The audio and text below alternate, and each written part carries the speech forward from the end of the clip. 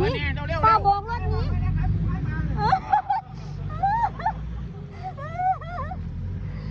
มาแล้วค่ะผู้ร้อยการช่างส่งมีดังว่าสิว่าดังเบิดบ่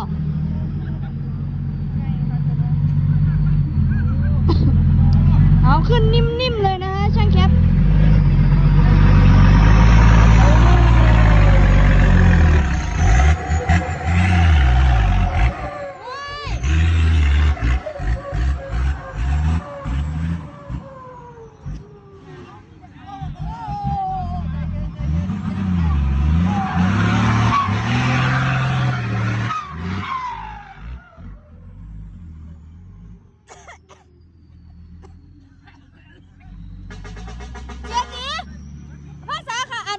เมนอันเอียงก็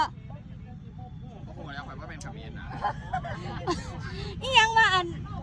โหยตะลุมโหยตะลุมโอ้ลึกกระนุย